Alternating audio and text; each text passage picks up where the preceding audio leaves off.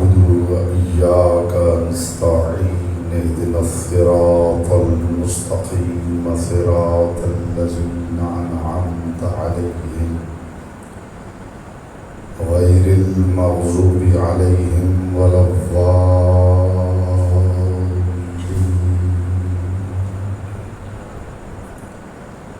فصل على محمد وآله الطيبين ولعنة الله على أعدائهم أجمعين.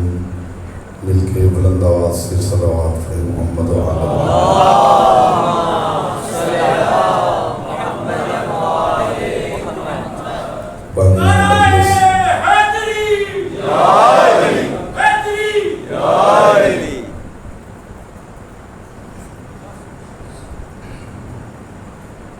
بارے دیگر بلند آواز سے صلوات پڑھیں.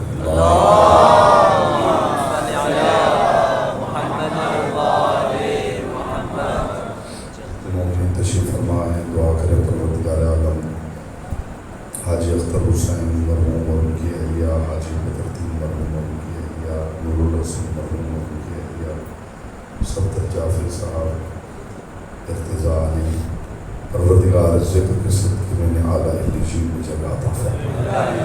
پروردگار قرب آل محمد میں جگہ عطا فرمائے.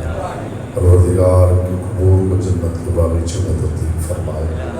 عزاداران سید الشہداء کی فہرست میں نے بلند نام عطا فرمائے.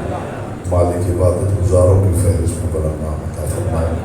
اتنے مومنین مومنات اس پاک محفل میں تشریف فرما ہیں، ان کے خاندان کے جملہ مرحومین مرحومات مومنین مومنات کو پروردگار عالم قرب آل محمد میں جگہ عطا فرمائے. دعاؤں کی قبولیت کے لیے ایک مرتبہ بلند آواز سے صلوات پڑھیں. اللہم صل علی محمد جو مومنین پیچھے بکھرے ہوئے ہیں، بیٹا آپ آگے آتے ہیں تھوڑا تھوڑا، آپ بھی زحمت فرمائیں، مل کے بیٹھ جائیں تھوڑا آگے آتے ہیں.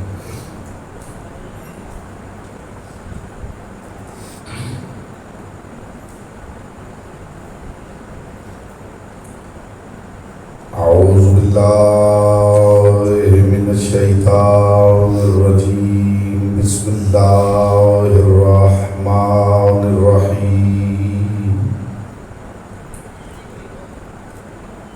الحمد للہ الذی جعل محبت آل محمد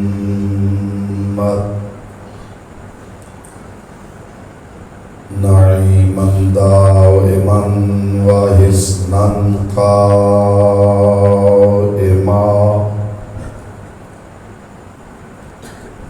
لأن اللہ أحبهم ثم خلقهم على أخلاقه وأدبهم بآدابه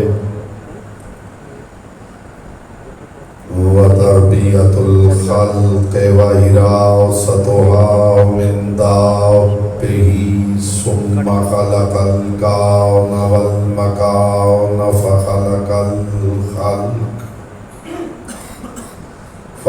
الخلق ذي حاجة وآهة وآفاق. صلوات پر محمد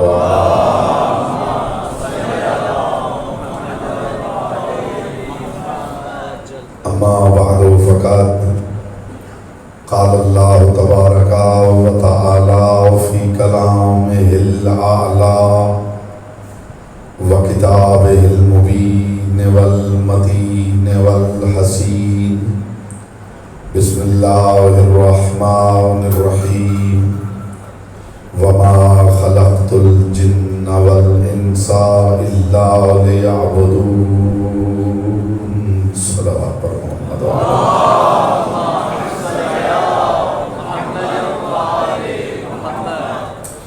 فرمان معصوم ہے. تلاوت درود دلوں کے نفاق کو دور کرتی ہے، دل کے تھا گہرائیوں سے شایع نشان آل محمد. بلند ترین صلوات پر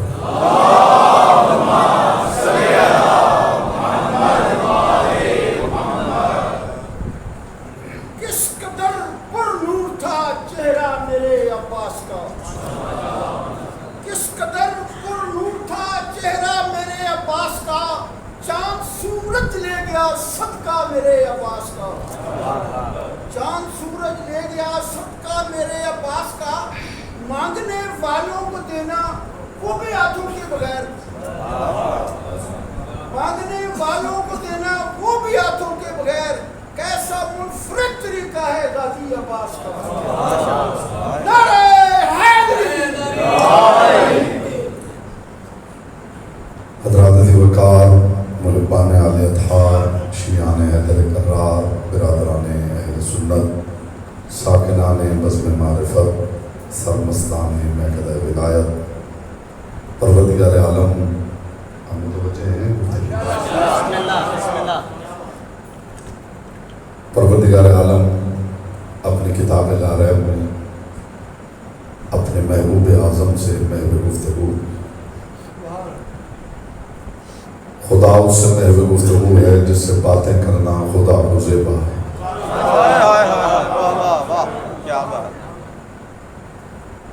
خدا اس سے محو گفتگو ہے کہ جس کی زبان لذت آشنائے لہن پروردگار ہے۔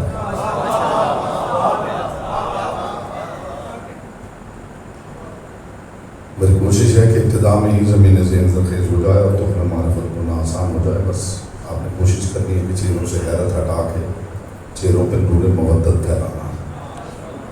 خدا اس سے محو گفتگو ہے کہ جس کی زبان لذت آشنائے لہن پروردگار ہے۔ بیٹا آپ نے داد نہیں دینی، آپ نے سوچنا ہے کہ میں نے کہا کیا ہے۔ خدا اس سے محو گفتگو ہے کہ جس کی زبان لذت آشنائے لہن پروردگار ہے۔ خدا اس سے محو گفتگو ہے کہ جس نے اپنی زبان کے بھروسے پر عقلوں سے پردہ کرنے والے خدا کو بھی منوا لیا۔ آپ کو میں کہنا ہے، آپ کو سلامت رکھیں۔ میں نے 2-3 دفعہ گزارش کی کہ آپ ٹکڑیوں میں بٹے ہوئے ہیں، تھوڑا مل کے بیٹھ جاتے بیٹا، دیواریں آپ چھوڑ کے آگے آ جاؤ۔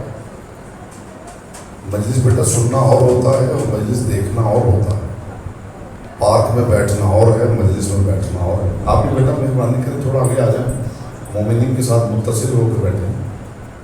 یہ دیوار ہوتی ہے بزرگوں کے لیے، بیماروں کے لیے، نوجوانوں کو شریف نہیں دیتا کہ وہ دیواروں کے ساتھ لگ کے بیٹھے۔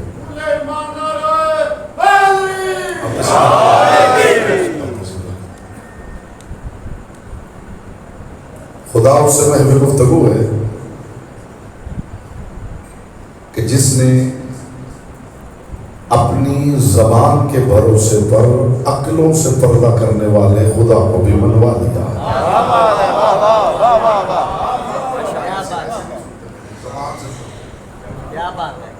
میں جملہ پھر دہراتا ہوں، آپ یقین کیجئے کم از کم 5 مجالس کا یہ موضوع ہے جو جملہ میں نے ہدیہ کیا۔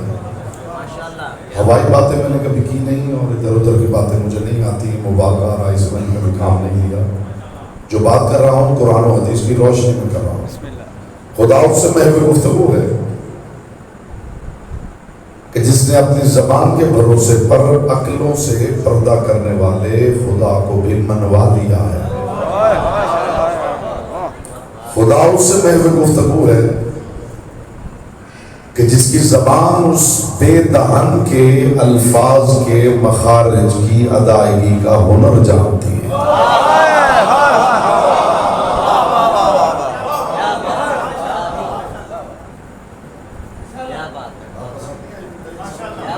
کیا بات ہے جی، بہت ماشاءاللہ۔ پہلے کہا ہے کہ داد بے شک نہ دیں، یہ گفتگو داد کے لیے نہیں ہے، سوچیں ضرور کہ میں نے کہا کیا۔ خدا اس سے محو گفتگو ہے، آل محمد آپ کو سلامت رکھیں، خدا اس سے محو گفتگو ہے کہ جس کی زبان اس بے دہن کے الفاظ کے مخارج کی ادائیگی کا ہنر جانتی ہے۔ خدا اس سے محو گفتگو ہے کہ جس کے لب ہائے مبارک باب کلام اللہ ہیں۔ جو نہیں سمجھے ان کے لیے آسان کرتا ہوں، لب مصطفیٰ کے کھلتے ہیں، اندر سے کلام خدا برآمد ہوتا ہے۔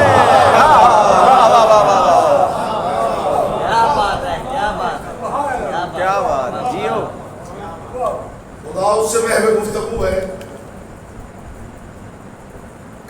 گفتگو کرنا خدا کو زیبا ہے.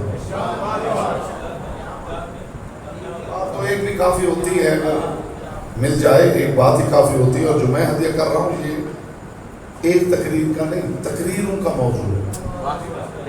جہاں آپ کا جی چاہے کہ جناب اسی پہ بات کیجیے، میں وہاں وہیں پہ اسی پہ بات کرنا شروع کر دوں گا، لیکن ذرا قدردانی ہو جائے تو بات کرنے کا لطف آ جائے.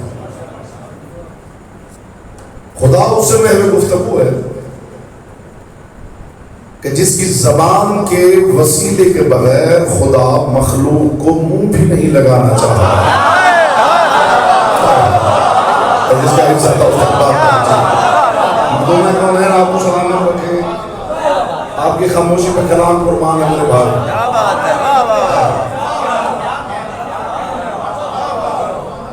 وہ جب بھی مخلوق سے بات کرتا ہے بوسیلہ زبان مصطفیٰ.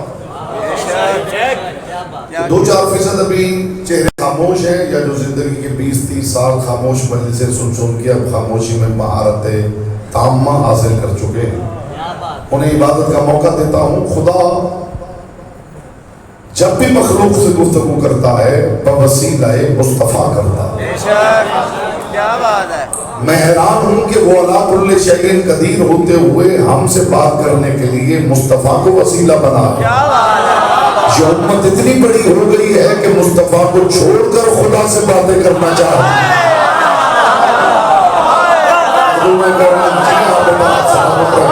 محمد کی بیٹی آپ سے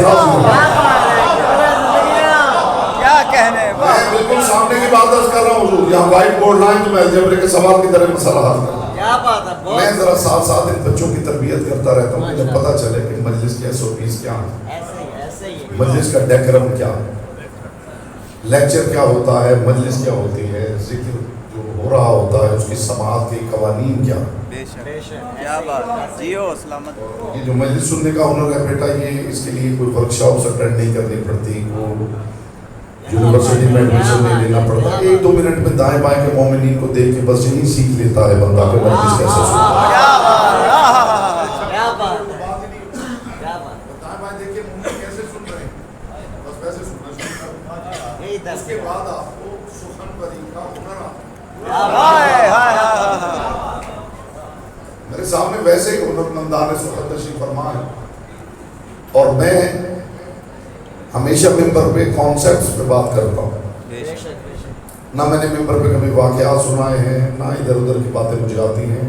میری کوشش ہوتی ہے کہ سننے والوں کو نیا کانسیپٹ ملے اور جو ایگزسٹنگ کانسیپٹس ہیں ان کی کلیئرٹی حاصل ہے. ایک کانسیپٹ پہلے موجود ہے لیکن کلیئرٹی نہیں ہے.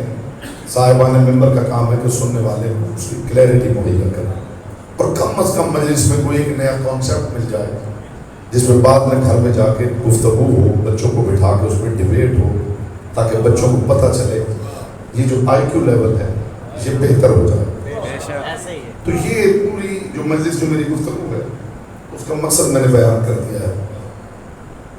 خدا مخلوق سے باتیں کرتا ہے تو وسیلہ زبان مصطفیٰ کو بناتا ہے. لیکن مخلوق عجیب ہے کہ جس نے بتایا تھا کہ کوئی خدا ہے، اسی کی حویلی کو بائی پاس کر کے خدا کا محلہ ڈھونڈتے پھرتے ہیں. جو 1-2% چہرے رہ گئے ہیں میں چننے کے بعد دیکھوں گا زمانے ان کے اختیار میں ہے یا لسان اللہ کے اختیار میں ہے. مجھے خدا کی قسم، مصطفیٰ کی قسم، مرتضیٰ کی قسم، سیدہ کی قسم، اگر حویلی زہرا نہ ہوتی تو اللہ والوں کو یہ بھی پتا نہ چلتا کہ اس کا نام اللہ ہے.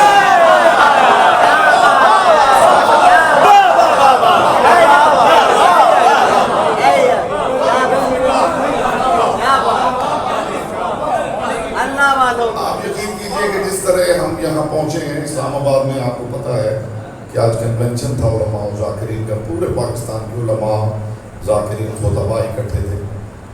تو وہاں سے جہاں تک جیسے پہنچے ہوں بس ہم جانتے ہیں، لیکن میں بالکل بھی محسوس ہونے نہیں دینا چاہتا کہ اتنا سفر کر کے. اور میں کراچی سے اترتے ہی ایئرپورٹ سے سیدھا اسلام آباد گیا ہوں، وہاں سے جہاں آپ کی خدمت میں حاضر ہو گیا.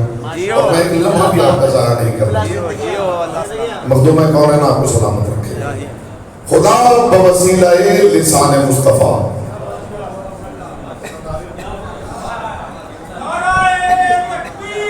اللہ اکبر یا رسول اللہ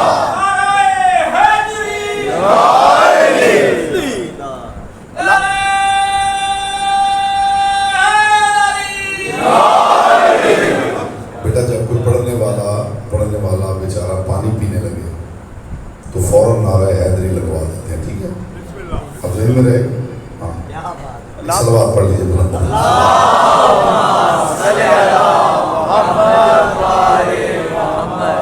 خدا قربان ہو جاؤ.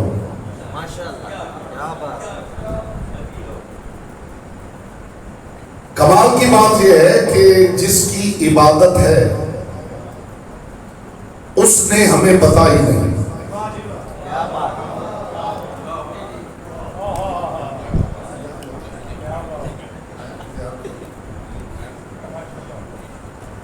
نعرہ حیدری محمد و آل محمد پر بلند تر صلوات.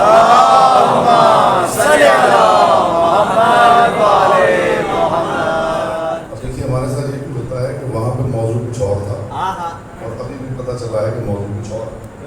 تو الحمدللہ اتفاق سے میں بات ہی اس کے حوالے سے کر رہا ہوں. جس کی عبادت ہے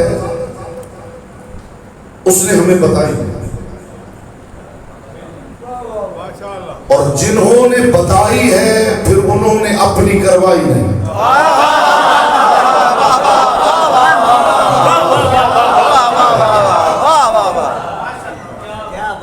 جس کی عبادت ہے اس نے ہمیں بتائی نہیں. جو خاموش ہے ہو سکتا ہے ان کی خدا سے بات ہوئی ہو اور خدا نے کہا ہو کہ یوں نماز پڑھیں یوں روزہ رکھیں, لیکن میں تو اپنی بات کرتا ہوں, مجھے تو خدا نے نہیں بتایا. کیا بات ہے, کیا بات ہے. کسی کی ملاقات ہوئی ہے تو وہ خوش نصیب ہے. کیا بات ہے. جس کی عبادت ہے اس نے بتائی نہیں اور جنہوں نے بتائی ہے انہوں نے اپنی کروائی نہیں. کیا بات ہے. واہ واہ واہ. اسی بات سے ہی وجود پروردگار ثابت ہو جاتا ہے. اور بڑی بات ہے, خدا کے قسم اگر آپ محسوس کریں. اس لیے کہ چرنوں میں گرے ہوئے کو آگے ریفر کرنا کوئی عقل مندی کی بات نہیں ہے. کیا بات ہے. واہ واہ واہ. تبرک ہر کسی کے لیے نہیں ہوتا, ہر بات ہر کسی کا نصیب نہیں ہوتی. حکمت مومن کی گم شدہ میراث ہے جو آپ کے قدموں میں گرا ہوا ہے. آپ کیا کریں گے کہ اسے اٹھا کے کسی اور کے قدموں میں پھینک دیں؟ آپ چاہیں تو میرے ہی قدموں میں پڑا رہے. انسانی رویہ, میں آپ کی بات نہیں کر رہا, انسانی فطرت اور رویہ تو یہی ہے. لیکن کمال کیا ہے, اسی بات سے وجود پروردگار ثابت ہوتا ہے بے شک کہ جس کی عبادت تھی اس نے خود بتائی بے شک. اور جنہوں نے بتائی انہوں نے اپنی کروائی نہیں. بے شک. یہ چاہتے ہیں وہ مانا جائے, وہ چاہتا ہے یہ مانے جائے تاکہ میں جانا جاؤں. واہ واہ واہ. کیا بات ہے. عجیب کنیکشن ہے. کیا بات ہے, کیا بات ہے. یہ چاہتے ہیں وہ مانا جائے, بے شک. وہ چاہتا ہے یہ مانے جائیں تاکہ میں جانا جاؤں. کیا بات ہے. واہ واہ واہ واہ. اس لیے کہ اسی نے کہا تھا کنت کنزا مخفیا فاحببت ان اعرف فخلقتک یا محمد. میں ایک مخفی خزانہ تھا, میں نے چاہا کہ میری قدردانی ہو تو میں نے 14 جوہری خلق کی. اور وہ جوہری اتنے باہنر تھے کہ جو خزانے کا صندوق کھلنے سے پہلے جانتے تھے کہ اندر کیا ہے.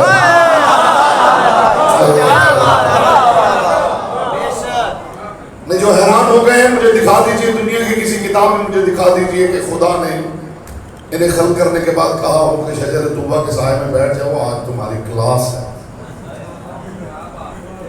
آج میں تمہیں بتاؤں گا کہ میں اللہ ہوں. کیا بات ہے, کیا بات ہے. واہ واہ. ملے تو میرے علم میں اضافہ کیجیے کہ خدا نے انہیں خلق کر کے کہا ہو کہ یہاں سارے بیٹھ جاؤ. میں آج تمہیں اپنے بارے میں بتاؤں. عزت علی کی قسم ایسا نہیں ہوا، بے شک بلکہ کتابیں بتاتی ہیں کہ ایسا ہوا کہ یہ خلق ہوئے، ادھر خلق ہوئے، ادھر سر سجدے میں رکھ کے خود ہی کہنے لگے تو غفار ہے، تو ستار ہے، تو جبار، تو ہی اللہ ہے۔ واہ واہ واہ واہ واہ، جس کی عبادت تھی اس نے بتائی، جنہوں نے بتائی انہوں نے اپنی کروائی، اسی سے وجود پروردگار ثابت ہوتا، کیا بات ہے، بے شک وہی پروردگار بوسیلہ زبان محمد ارشاد فرما رہا ہے وما خلقت الجن والانس الا لیعبدون، کہ میں نے جن و انس کو نہیں خلق کیا مگر صرف اس لیے کہ مصروف عبادت رہے، یعنی کو جن ہے یا بشر، اس کا مقصد تخلیق یہ ہے کہ وہ مصروف عبادت رہے۔ انشاءاللہ جو مفہوم عبادت کا 14 صدیاں گزر گئی ہیں، امت تو لفظ عبادت نہیں سمجھ پائی، زین العابدین کے بہت ہوتی ہے۔ اب آپ سمجھ گئے کہ موضوع کیا ہے؟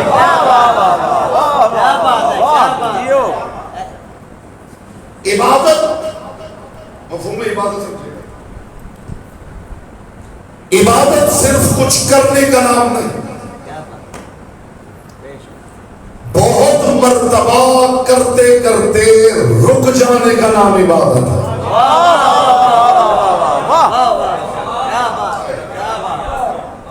عبادت کسی خاص عمل کا نام نہیں، عبادت ہر عمل کے معیاری ہونے کا نام ہے۔ اگر آپ بیٹھے ہیں اور کسی معیار پہ بیٹھے ہیں تو بیٹھنا عبادت ہے۔ یہاں بیٹھنا اسی لیے عبادت ہے کہ کسی معیار پہ بیٹھے ہوئے ہیں۔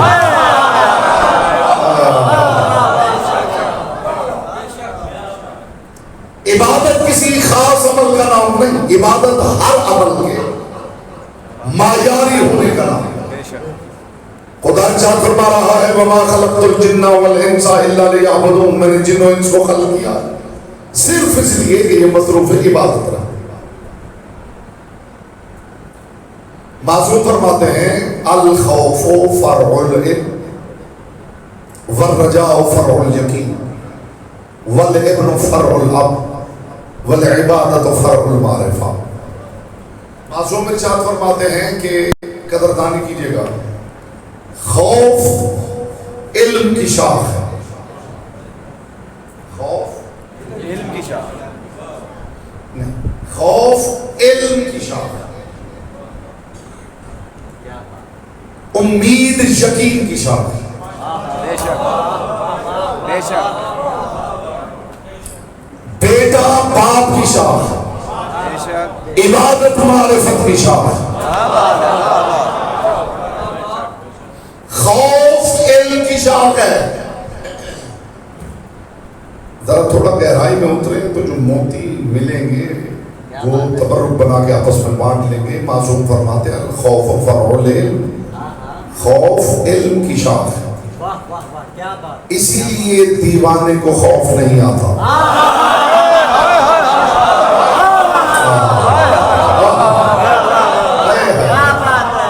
کیا بات، واہ کیا بات ہے، زندگی میں جہاں جاتے ہوئے آپ ڈرتے ہیں وہاں جاتے ہوئے بکری نہیں ڈرتی۔ کیا بات ہے، ڈرتی ہے، اس بیچارے کو پتہ ہی نہیں۔ ڈرے گا وہ جو صاحب علم ہے، کیا شک، اس کا مطلب ہے کہ اگر کوئی ڈر رہا ہے تو اس کے علم پہ دلیل ہے۔ کیا بات ہے، کیا بات ہے، اور امید یقین کی شاخ ہے۔ امید وہاں باندھی جاتی ہے جہاں ذات پہ دل میں یقین حاصل ہو۔ کیا بات ہے، بے شک، کیا کہنے، واہ، تو پھر اگر کوئی آخرت کا خوف نہیں رکھتا تو اس کی بے علمی پہ یقین ہے، اور اگر کوئی شفاعت کی امید نہیں رکھتا تو آل محمد کے کرم پہ بے یقینی کی دلیل ہے۔ والابن فرع الاب، اور بیٹا باپ کی شاخ، والعبادت عبادت فرض المعرفہ اور عبادت معرفت کی شاخ، یعنی معرفت ایک تنا ہے جس کی شاخ کا نام عبادت۔ معصوم فرماتے ہیں خدا کہنا یہ چاہتا ہے کہ وَمَا خَلَقْتُ الْجِنَّ وَالْإِنسَ إِلَّا لِيَعْرِفُونِ، کہ جن و انس کو خلق کیا گیا ہے کہ وہ ان کی معرفت حاصل کریں، اس لیے کہ عبادت تب تک ہوگی نہیں جب تک ان کی معرفت نہ ہو جنہوں نے عبادت سکھائی ہے۔ خدا نے جن و انس کو خلق کیا ہے، اب دنیا ساری عبادت کرتی ہے، انشاءاللہ یہ بات آپ کے دلوں تک پہنچ جائے گی اور آپ کے دل ٹھنڈے کرے گی انشاءاللہ۔ اور آج کے بعد میرے سامنے نمازی چہرے ہیں، آپ کو کچھ اور لطف محسوس ہوگا عبادت کرنے کا۔ اس انداز سے بھی عبادت سمجھائی جا سکتی ہے، چھڑی سے کروائے گئے سجدے زیادہ دیر نہیں چلتے۔ اس انداز سے میں بتا رہا ہوں، اس انداز سے بھی عبادت دلوں میں اتاری جا سکتی ہے۔ سختی، خوف، چھڑی سے کروائے گئے سجدے زیادہ دیر چلتے نہیں، دل مطمئن ہو تو پھر عبادت کا لطف آتا۔ ساری دنیا نماز پڑھ رہی ہے اور لوگوں کے ذہن میں یہ ہے کہ وہ پروردگار، وہ خالق، وہ اکبر، وہ سب کو رزق دینے والا، وہ سب کو قوت عطا کرنے والا، وہ سب کو وجود بخشنے والا، وہ اتنا بڑا ہے کہ وہ چاہتا ہے کہ مخلوق میرے سامنے جھکے۔ ایسا ہی ہے؟ مجھے عبادت علی کی قسم، اس مقصد کے لیے اس سے آسن قسم کھائی نہیں جا سکتی۔ مجھے عبادت علی کی قسم، خدا قطعاً قطعاً آپ کو اپنے سامنے جھکانا نہیں چاہتا۔ میں کانسیپٹ پیش کر رہا ہوں، انشاءاللہ آپ دعا دیں۔ خدا قطعاً آپ کو جھکانا نہیں چاہتا۔ دلیل اتنی بڑی دینے لگا ہوں کہ قدردانی ہو جائے تو مجھے بھی لطف آ جائے۔ اگر خدا صرف آپ کو جھکانا چاہتا ہوتا تو پھر وہ کہتا کہ مصلی پہ آؤ اور سیدھے سجدے میں گر جاؤ۔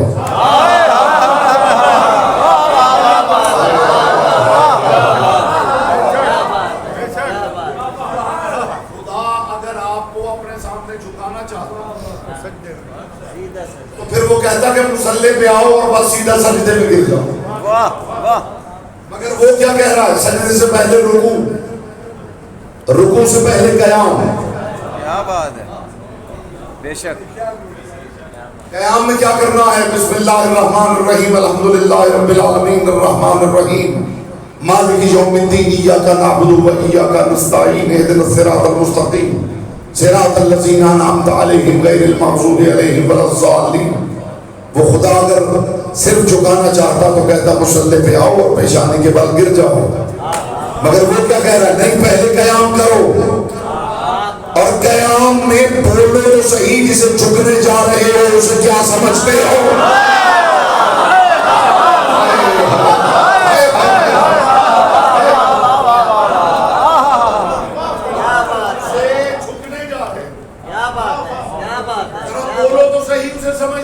کیا بات ہے جیو، اور جب زبان سے کہہ دیا کہ وہ مالک یوم الدین، کانسیپٹ کے ذریعے تفسیر پیش کر رہا ہے، اس کی ہوا بھی کسی کی سماعت کے پردے سے گزری ہو تو بے شک چپ بیٹھا رہے، ہاتھ کھڑا کر کے کہہ دے کہ جناب یہ باتیں سن چکے ہیں، ورنہ جو تبرک پیش کر رہا ہوں اس کے بدلے صرف آپ کے دلوں سے دعا چاہیے۔ کیا بات ہے جیو، سلامت رہو۔ وہ اگر جھکانا چاہتا تو کہتا مصلی پہ آؤ اور سیدھا پیشانی کے بل گرو، نہیں، وہ چاہتا پہلے قیام کرو۔ حالت قیام میں پہلے بولو تو صحیح، جسے جھکنے جا رہے ہو اسے کیا سمجھتے ہو؟ تیری ہی عبادت کرتے ہیں، تجھی سے استعانت چاہتے ہیں، تو مالک یوم الدین ہے۔ اب جب اس کی طاقت کا اعتراف کر لیا تو پھر اس کے سامنے ٹوٹ جاؤ۔ اس ٹوٹنے کو رکوع کہا جاتا ہے۔ کیا بات ہے جیو، پیچھے رہ گئے تو لطف نہیں آئے گا۔ اس ٹوٹ، اگر کوئی طاقت سے آپ کا بازو پکڑ دے اور آپ کو پتہ چل جائے کہ کتنی طاقت سے پکڑا گیا ہے تو بہتر ہے سرنڈر کر دیجیے، ورنہ خامخواہ چھڑوانے کی کوشش میں بازو ٹوٹ بھی سکتا ہے. یہاں حالت قیام میں جب اس کی طاقت کا اعتراف ہو گیا تو اب سرنڈر کر لیجئے. اب خود ہی ٹوٹ جائیے اس سے پہلے کہ اس کی طاقت توڑ کے رکھ دے. جیسے شاخ ٹوٹ جاتی ہے ایسے ہی اس کی طاقت کا اعتراف کر کے ٹوٹ جانے کا نام رکوع ہے. اور اب ٹوٹ گئے ہو تو لٹکے رہنے سے کیا فائدہ؟ گر کیوں نہیں جاتے؟ اسی کو سجدہ کہا جاتا.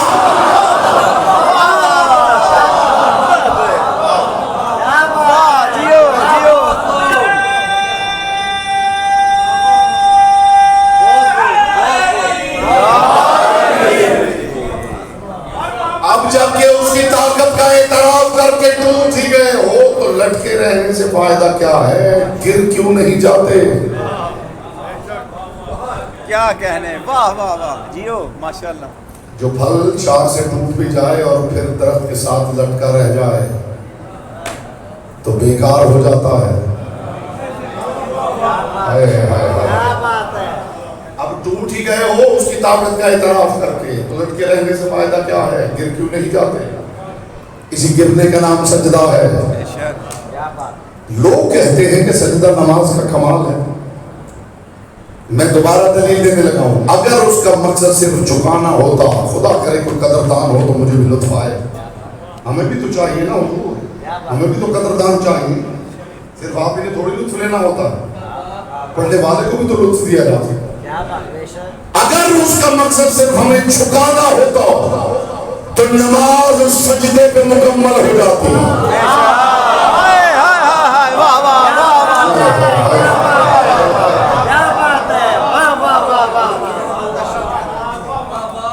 اگر اس کا مقصد حضور صرف جھکانا ہوتا تو پھر نماز سجدے پہ تمام ہو جاتی. مگر وہ کیا چاہتا کہ سجدے پہ بات ختم نہیں ہوگی، سجدہ کیا ہے پھر اٹھ کے کھڑے ہو جاؤ. اس کا مطلب ہے کہ وہ اصل میں ہمیں جھکنے کے لیے نہیں جھکانا چاہتا، وہ ہمیں جھکا کے پھر اٹھانا چاہتا.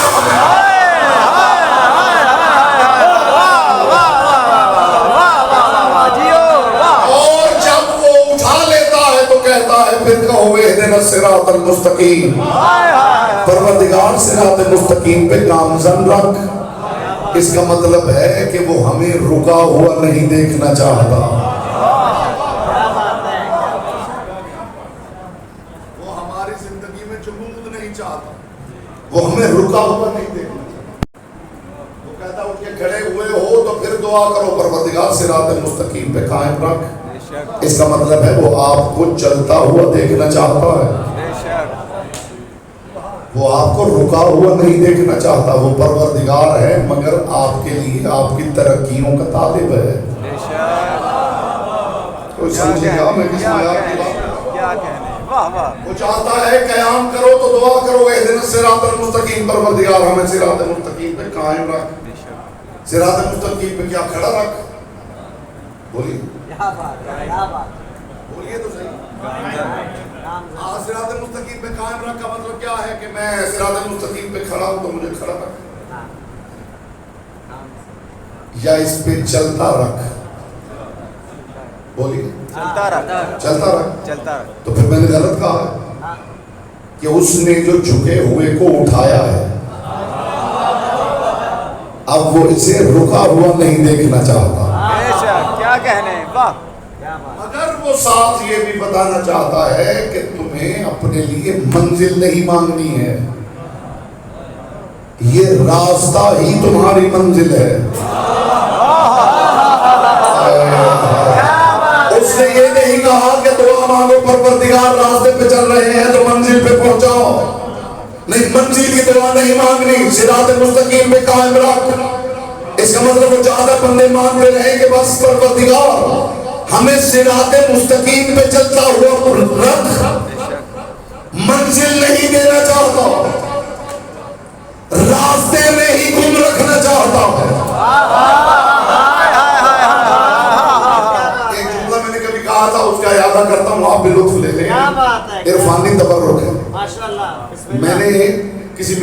رہا تھا کہ ساری دنیا کے لوگ گمراہ ہیں ہاں اور علی والے بھی گمراہ ہیں، مگر اس فرق کے ساتھ کہ وہ راہ سے گم ہیں، یہ راہ میں گم ہے۔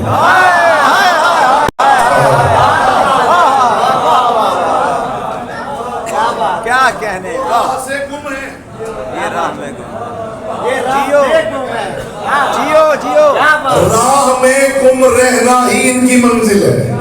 بے شک خدا چاہتا ہے بس تم راہ ہی میں گم رہو، یہی تمہاری منزل ہے۔ قیامت تک پتہ نہ چلتا کہ راہ میں گم رہنا ہماری منزل کیوں ہے۔ وہ تو ایک دن کائنات کے رسول نے بتا دیا کہ یہ صراط مستقیم اصل میں علی ہے۔ اس کا مطلب ہے ذات علی میں گم رہنا ہی ہماری منزل ہے۔ اب پتہ چلا ہمارے علی علی کی منزل ہے۔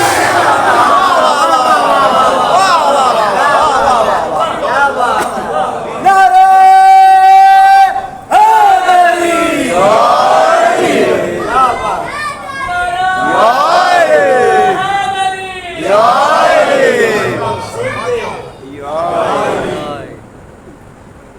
قیام، رکوع، سجدہ۔ یہ قیام، یہ رکوع، یہ سجدہ، یہ تینوں حالتیں، تینوں پوسچرز اضطرابی، تینوں پوسچرز، یہ قیام کا پوسچر، یہ رکوع کا پوسچر، یہ سجدے کا پوسچر، یہ تینوں اضطرابی کیفیت ہے۔ یہ جو حیات قضائیہ ہے یہ اضطرابی، اس کے اندر اضطراب ہے۔ یعنی قیام جو ہے وہ اضطرابی کیفیت ہے، اضطراب سمجھتے ہیں، بے چینی، قیام بے چینی کی کیفیت ہے، رکوع بھی بے چینی کی کیفیت ہے، سجدہ بھی بے چینی کی کیفیت ہے۔ اب آپ مقصد عبادت سمجھ لیجئے تو میں آپ کی فکر کو ایک جسم زین العابدین تک لے جاؤں۔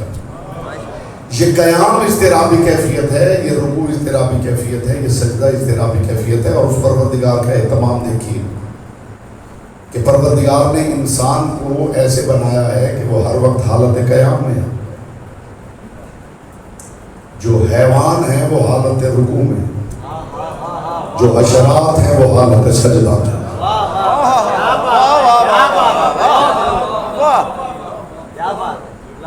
جو بندہ قیمتی بات نہیں سن سکتا، اس کا چہرہ جب پڑھنے والا دیکھتا ہے تو پتہ ہے کیا ہوتا ہے، وہ بس پڑھنے والا ہی جانتا ہے، وہ بتاتا نہیں لیکن بس وہ جانتا ہے کہ کیا ہوتا ہے۔ قیمتی بات پہ جب آپ کے چہرے پہ رونق آتی ہے، قیمتی بات پہ جب آپ کے چہرے پہ نور مودت پھیلتا ہے تو دل میں ایک اعتماد پیدا ہوتا ہے کہ میرے سامنے ایسے لوگ تشریف فرما ہیں جو قیمتی بات کو سمجھتے بھی ہیں اور اس کے قدردان بھی ہیں۔ کیا بات ہے۔ اور اگر کوئی ریئیکشن نہ ہو، بالکل فلیٹ چہرے کے ساتھ کوئی سن رہا ہو تو اس کا مطلب پتہ ہے کیا ہوتا ہے کہ بیچارے نے اتنی بڑی بات زندگی میں سنی ہے۔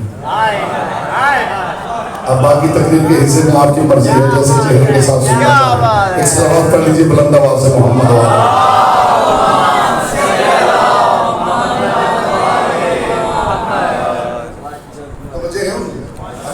قیام اضطرابی کیفیت ہے، رکوع اضطرابی کیفیت ہے، سجدہ اضطرابی کیفیت ہے۔ اب میں مثال دیتا ہوں تاکہ آپ کے قلوب مطمئن ہو جائیں کہ جو میں کہہ رہا ہوں وہ سچ ہے۔ فرض کیجئے خدا نہ کرے جہاں بہت سارے لوگ اکٹھے ہیں اور کوئی آواز آ رہی ہے، کوئی جیسے دھماکے کی آواز، تو جو کر رہا ہوتا ہے پہلا کام یہ ہوتا ہے کہ ہر کوئی اٹھ کے کھڑا ہو جاتا ہے، نہیں ہوتا ہے؟ خدا نہ خواستہ ابھی یہاں پہ ایک آواز آئے، کچھ چیز گرے تو کیا ہوگا؟ سب اٹھ کے کھڑے نہیں ہو جائیں گے کہ بیٹھے رہیں گے؟ کھڑے ہو جائیں۔ اس کا مطلب ہے جو کھڑے ہونا ہے یہ اضطرابی کیفیت ہے۔ بے شک۔ اور اگر وہ آواز تھوڑا قریب سے آئی تو جو کھڑا ہوا ہے وہ جھک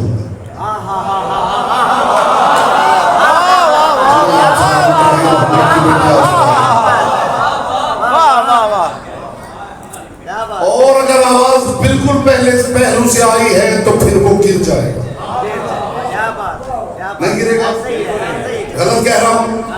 اس کا مطلب ہے یہ قیام اضطرابی کیفیت ہے، رکوع اضطرابی کیفیت ہے، سجدہ اضطرابی کیفیت ہے، اور سب یوں گرے ہوئے ہیں، اور کسی نے اعلان کر دیا بھائی کوئی ایسا مسئلہ نہیں تھا، آتش بازی پھوٹی ہے، اب چپ کر کے بیٹھ جائیں۔ یہ بیٹھنا اطمینان کی کیفیت ہے۔ اسی لیے نماز نہ قیام پہ ختم ہوئی، نہ رکوع پہ، نہ سجدے پہ، قیام اس حالت میں ختم ہوئی ہے نماز۔ اس کا مطلب ہے خدا صرف تمہیں جھکانا نہیں چاہتا، وہ جھکے ہوئے کو جھکنے پہ مطمئن دیکھنا چاہتا۔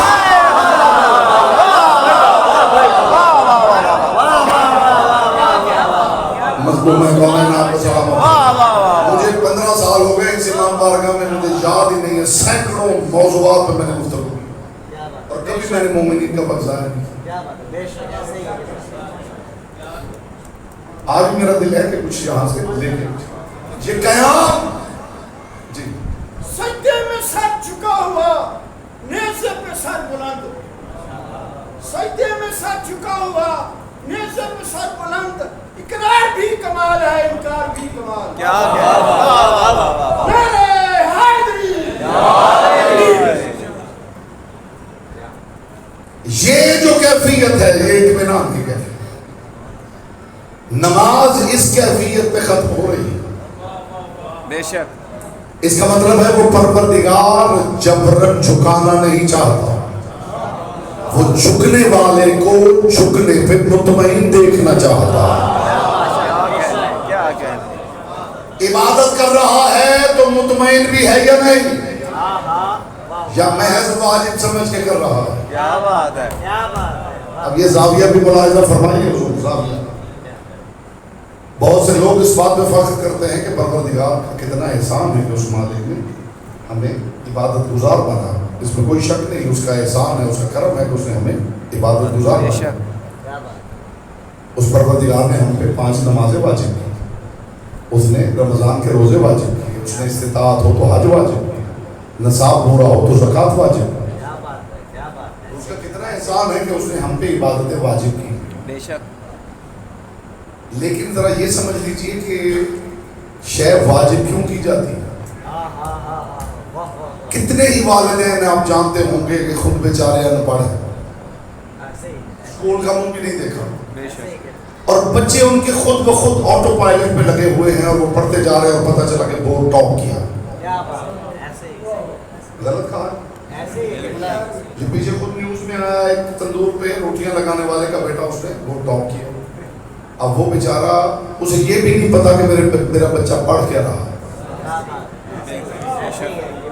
اسے اپنے بچے کو کہنے کی ضرورت ہی نہیں کہ پڑھو، بیٹھو، باہر نہ جاؤ، یہ نہ کرو، رات کو اتنے بجے تک پڑھو، اسے ضرورت ہی نہیں۔ اس کا بچہ خود اتنا لائق ہے۔ اور بہت سے والدین ہیں جو خود بہت پڑھے لکھے، اور بچے جو ہیں وہ اتنے نالائق ہیں کہ انہیں باؤنڈ کرنا پڑتا ہے۔ رات 12 بجے تک نہیں پڑھو گے تو صبح ماں ناشتہ نہیں دے گی۔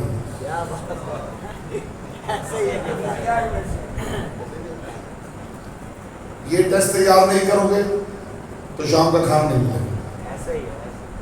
یہ نہیں پڑھو گے تو باہر جو 1 گھنٹہ کھیلنے جاتے ہو وہ بند ہے۔ اسے کہتے ہیں باؤنڈ کرنا۔ یہ مجھے بتائیے کہ لائق بچوں کو باؤنڈ کیا جاتا ہے یا نالائق بچوں کو؟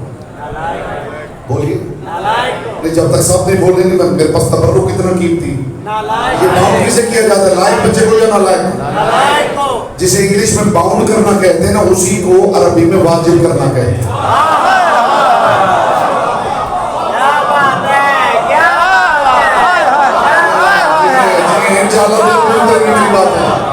جسے حضور انگلش میں باؤنڈ کرنا کہتے ہیں نا، کہ بچے کو باؤنڈ کر رکھا، اسے عربی میں واجب کرنا کہتے ہیں۔ تو آپ نے خود کہا ہے کہ نالائق بچے کو باؤنڈ کیا جاتا ہے۔ کیا بات ہے۔ اس کا مطلب ہے کہ خدا نے جو واجب کیا ہے نا،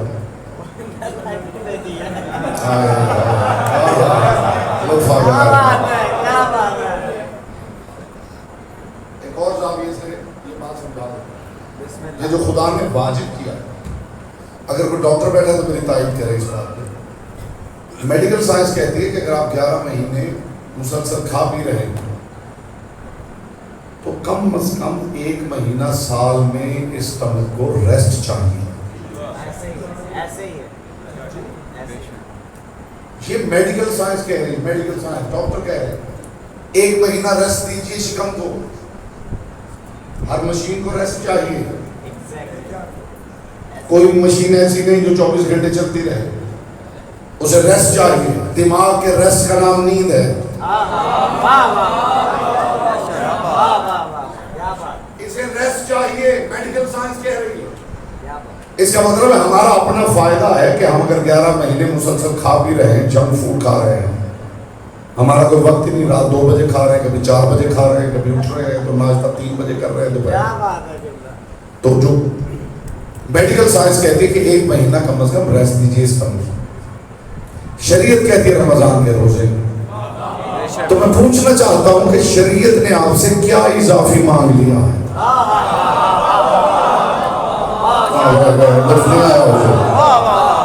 یہ تو آپ کو میڈیکل سائنس بتا رہی ہے کہ اگر آپ یہ نہیں کریں گے تو آپ کا معدہ خراب ہو جائے گا.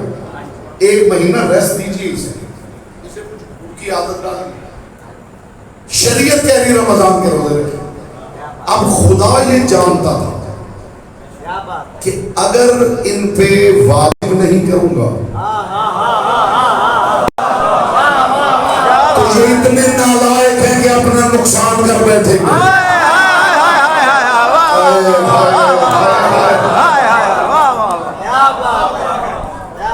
بات اتر رہی ہے یا نہیں؟ ماشاءاللہ.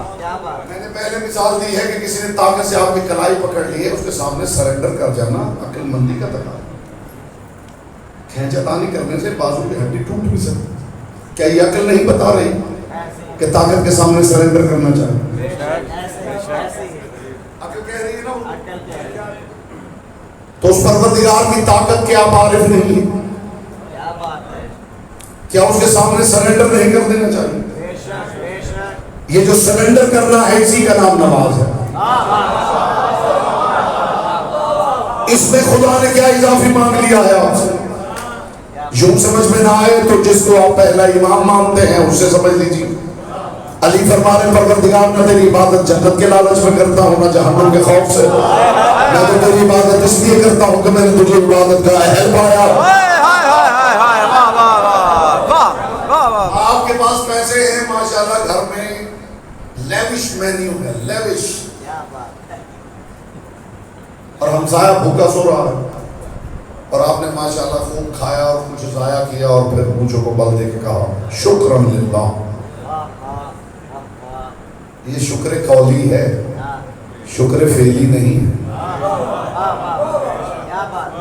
شکر فعلی کے لیے شکرن للہ بھی نہیں کہنا پڑتا. کوئی تو سمجھے میں کس معیار کی بات کر رہا ہوں. شکر فعلی کے لیے شکر للہ کہنے کی ضرورت نہیں ہوتی. خدا کو ان الفاظ کی لفظوں کی ضرورت نہیں. اگر آپ اٹھے اور ہمسائے کو جا کے کہا کہ مجھے پتہ چلا کہ آپ کے گھر کھانا نہیں پکا تو یہ لے آپ کھانا لے, جیسے ہی آپ نے کھانا دیا خدا نے کہہ دیا فرشتوں سے کہ اس کا فعلی شکر للہ لکھ دو. اسے شکر قولی سے غرض نہیں ہے, شکر فعلی سے غرض ہے.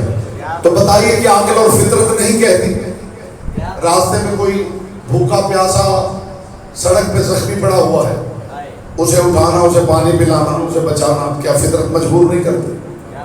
خدا نے کیا اضافی مانگ لیا ہے آپ سے؟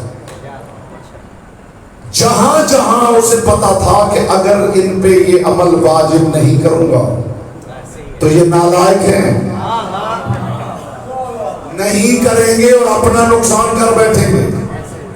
اسی طرح حرام ہے, اسے پتا تھا حرام نہیں کروں گا تو ان کا کچھ پتا نہیں, یہ اپنا نقصان کر بیٹھیں گے تو اس نے باؤنڈ کر دیا, حرام کر دیا. اب فلسفہ سمجھیے صاحبان بس میں معرفت, جو واجب پہ بغلے بجا رہے تھے نا وہ یہ بات یاد رکھے کہ خدا نے واجب اس لیے کیا ہے کہ وہ جانتا ہے یہ نالائق ہے. اس نے پورا دستور بتا دیا، اس نے قانون بتا دیا، صبح اٹھو تو 2 رکعت پڑھو، ظہر کی 4 پڑھو، عصر کی 4 پڑھو، مغرب کی 3 پڑھو، عشاء کی 4 پڑھو، اس میں یہ پڑھو، اس میں یہ پڑھو، حج کے ارکان یہ ہیں، زکات اتنی ادا کرو. اس نے باؤنڈ کر دیا ہے، اس لیے کہ وہ جانتا تھا یہ نالائق ہے. مگر میں کیا کروں کہ اس پروردگار نے دستور اعضاء واجب نہیں کیے. اس نے نہیں کہا سارے اس رنگ کا لباس پہننا، اس نے نہیں کہا صبح 2 گھنٹے رونا، دوپہر 1 گھنٹہ رونا، شام 2 گھنٹے مل کے رونا. اس نے نہیں کہا کہ اگر بنانا تو کپڑا اس رنگ کا ہو، پنجہ اس ہاتھ کا ہو. اس نے دستور اعضاء اس لیے واجب نہیں کیے، وہ جانتا تھا کہ عزادار نالائق نہیں ہے. وہ جانتا تھا عزادار خود وہ کرے گا جس سے محمد کی بیٹی راضی ہے.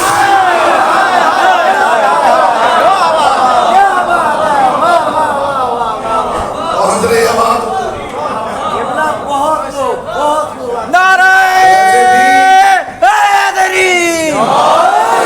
واہ واہ واہ. ایسے بھی دستور خوشی کے بتائے جاتے ہیں. کیا بات ہے، کیا بات ہے. کوئی اگر بیٹے کی شادی کرے تو کہہ دیا جاتا ہے بھائی بارات میں اتنی گاڑیاں لے کے آؤ. ہاں ایسے ہی ہوتا ہے ایسے ہی ایسے ہی. اس طرح کی ڈریسنگ کرنا. بولیے تو صحیح ہے. ایسے ہی قبلہ ایسے ہی ہے. ایسے کپڑے پہن کے آنا تین چلتا ہے. یہ شادی کا تھیم ہے، یہ کلر ہے، رائل تھیم ہے، رائل.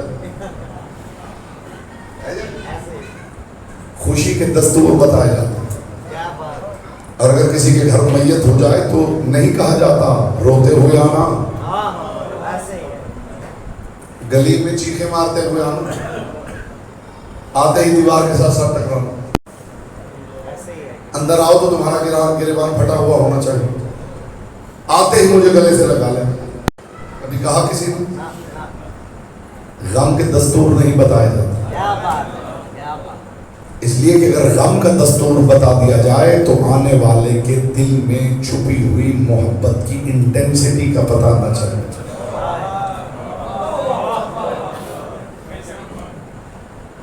ہر کوئی جو کرے گا وہ اپنے معیار پہ کرے گا. گھر والا دیکھ رہا ہے، کوئی چیخے مارتا ہوا، کسی کی آنکھ میں صرف آنسو، گھر والا دیکھ رہا ہے.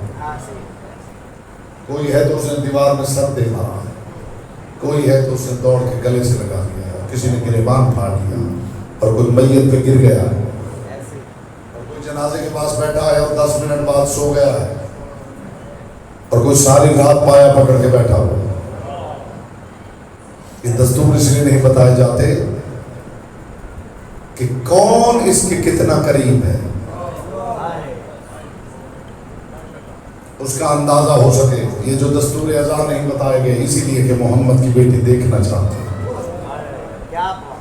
کس کے دل میں میرے حسین کے غم کی انٹینسٹی کیا ہے، کون میرے بیٹے کے کتنا قریب ہے. کوئی صرف رو دیتا ہے، یہ تو وہ اتنے قریب ہے کہ رونا تو دور، کوئی رونے کی شکل بنا دے تو بھی مصطفیٰ کی بیٹی اسے دعا دے کے چلی جاتی. کروڑوں عزادار، رحمت تمام ہوئی آپ کی، کروڑوں عزادار جب سے محرم کا چاند طلوع ہوا ہے، کروڑوں عزادار رونے کے لیے نکلے ہیں. 3 بیویاں آنسو اکٹھے کرنے کے لیے نکلے. پاک سے کہتا یہ آوازیں اپنی بارگاہ میں قبول کرے، مخدوم کون ان آوازوں پہ رحم کرے. کروڑوں عزادار رونے نکلے ہیں، 3 بیویاں آنسو اکٹھے کرنے نکلی. اللہ جانے کتنا ترسی ہوئی ہے آنسوؤں کو محمد کی بیٹی. مرحبا مرحبا، اس سے زیادہ کیا کہا جائے. اللہ جانے محمد کی بیٹی آنسوؤں کو کتنا ترسی ہوئی ہے کہ بیٹی کو لے کے کبھی صلاح خانے میں، کبھی صلاح خانے میں، کبھی صلاح. پورا قربہ مارا گیا زہرا کا کربلا میں، اور پھر وہ دن آ گیا. حسین کے بعد مصطفیٰ کی بیٹی نے کہا تھا بابا جب حسین دنیا میں آئے تھے نا تو بی بی نے رسول اللہ کو کے سامنے پیش کیا. تو رسول نے رو کے کہا بیٹی تیرا یہ لال 3 دن کا بھوکا پیاسا مارا جائے. لوگوں کو آنسو سمجھ میں نہیں آتے. میں سمجھاؤں آنسو کی قدر و قیمت محمد کی بیٹی کی نگاہ میں کیا. لوگ حیران ہو جاتے ہیں کہ ایک آنسو کے بدلے جنت مل جائے گی. پہلے اس کی قیمت سمجھو کہ سیدہ کی نگاہ میں اس کی قیمت کیا ہے. جب رسول نے کہا تیرا بیٹا بھوکا پیاسا کربلا میں مارا جائے گا, بابا آپ نہیں بچائیں گے؟ میں اس حسرت پہ کائنات کو بات کر روکے کا زہرا اس وقت میں نہیں ہوں. اچھا اس کا بابا فرمایا زہرا وہ بھی نہیں ہوگا.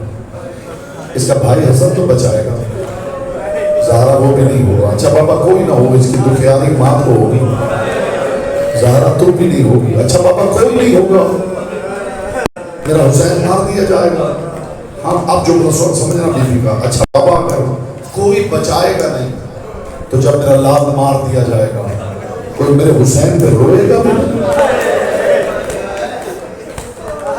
بی بی جانتی ہے کہ جو حسینی مشن ہے وہ ان آنسوؤں کے ذریعے چلے گا. یہ آنسو حسینی مشن لے کے چل رہے ہیں, اس لیے بی بی کہہ رہی بابا ان پہ کوئی روئے گا بھی نہیں. فرمایا زہرا اللہ ایک ایسی قوم پیدا کرے گا جو قیامت تک اس پہ روتے رہیں گے. اچھا بیٹی جو اس پہ روئیں گے, تیرے لال پہ روئیں گے, انہیں تو کیا عطا کرے گی؟ رو پڑی اور رو کے کہا بابا ایک وعدہ کرتی ہوں میدان محشر میں جنت کے دروازے پہ کھڑی ہو جاؤں گا جب تک میرے حسین پہ رونے والا جنت میں نہیں جائے گا. مرحبا مرحبا مرحبا. ان آنسوں کی قیمت کو سمجھے ہیں آپ؟ اب ذرا اس کی قیمت کو سمجھیے جو 40 برس خون کے آنسو بہاتا رہا ہے. کسی نے غیرتوں کے بارے ہوئے امام سے پوچھا فرزند رسول آپ جہاں بیٹھتے ہیں یہ سرخ آنسو آپ کی آنکھوں سے بہتے ہیں, مولا اتنا کیوں روتے ہیں؟ سبب سمجھے گا, مولا اتنا کیوں روتے ہیں؟ میرے امام نے امامہ اتار دیا, میرے امام نے چہرے پہ ماتم کیا اور فرمایا ہم تم جیسے نہیں ہیں. تم کوئی حادثہ دیکھتے ہو نا تو کچھ دن بعد بھول جاتے ہو. میں حجت خدا ہوں, میں آج بھی وہ منظر ویسے ہی دیکھ رہا ہوں. میری آنکھوں کے سامنے میری پھپھی کے سر سے چادر اتاری جا رہی ہے. میں آج بھی وہ منظر دیکھ رہا ہوں. میری آنکھوں کے سامنے ایک ظالم نے نیزے کی نوک سکینہ کے کان کی بالی میں ڈال کر اتنی زور سے چکرا دیا ہے کہ سکینہ کے کانوں کی لبیں پھٹ گئی. یا زہرا یا زہرا یا زہرا. محمد کی بیٹی گواہ رہتا کہ اپنی میتوں پہ ایسے نہیں ہوتے جیسے آپ کے گھر کی غربت پہ ہوتے ہیں. بازار میں قافلہ جا رہا تھا سید الساجدین کا. یہ 2 جملے سن لیجیے, جی بھر کے ماتم ہوگا انشاءاللہ. بازار میں جا رہے تھے کہ اچانک میرے امام نے دیکھا کہ ایک شخص ہے جو اندھا ہے اور بازار میں کہہ رہا ہے کوئی علی کے نام پہ دینے والا؟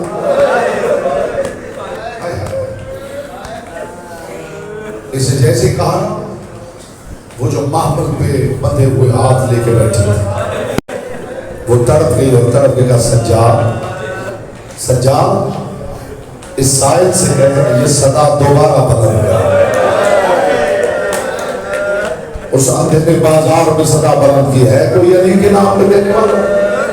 بی بی نے فرمایا سجاد وہ جو بھورے رنگ کا اونٹ ہے نا اس کی گردن میں ایک تھیلی بندھی ہوئی ہے, اس میں دینار ہے, وہ دینار نکال کے اسے دے اور یہ اندھا ہے اسے کہہ وہ دینار اپنی آنکھوں سے لگا. آئے مصیبت میں کرم کرنے والا گھرانہ, بڑے ہاتھوں سے خیرات کرنے والا گھرانہ. سید الساجدین نے وہ تھیلی اتار کے دینار نکال کے ہاتھوں پہ رکھے, اس سواری کو دیے اور دے کے کہا میری پھوپھی کہتی ہے انہیں اپنی آنکھوں سے لگاؤ. روایت کہتی ہے سائل نے وہ دینار اپنی آنکھوں سے لگائے, بینائی پلٹ آئی. بس بینائی کا پلٹنا تھا, غیرتوں کے مارے ہوئے نے کہا آپ جلدی کر بازار چھوڑ دے, تیری آنکھیں تیری بینائی پلٹ